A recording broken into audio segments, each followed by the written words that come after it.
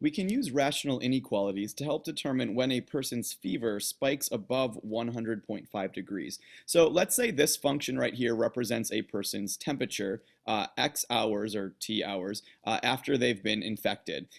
So I've gone ahead and entered this side of my inequality into my graphing calculator. Don't forget to include that plus 98.6. That's easy to forget about. And by the way, what that's going to do is make sure my horizontal asymptote is 98.6 degrees, the average body temperature.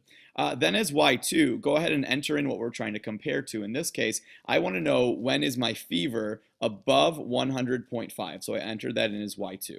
Okay, I'm going to need to adjust my window because the normal 10 by 10 window definitely won't work to show me what I need to see.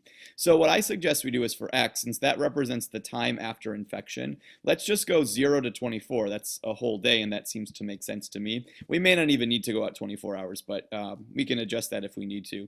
Y then represents the temperature, and while we usually do Y mins of 0 in story problems, since Y actually represents a person's temperature, I know there's nobody out there that's 0 degrees. I mean, unless you're dead or something. So I think going between 95 and 105 will make a lot more sense in this problem than going all the way down to 0 degrees. So let's go ahead and graph and see if we see anything with this window.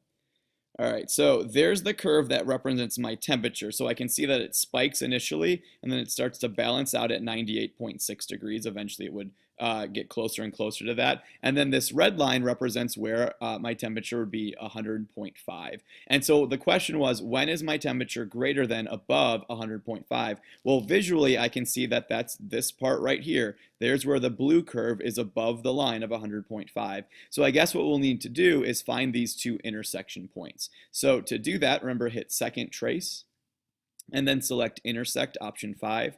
And you'll need to find both of these intersections. I don't know if I'll find both of them in this video just for time. So I'm going to go ahead and find this intersection point over here. Just get close to it and press enter 3 times.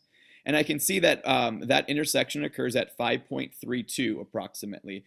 So about 5.32 hours after the infection. That's where my fever will drop back below 100.5.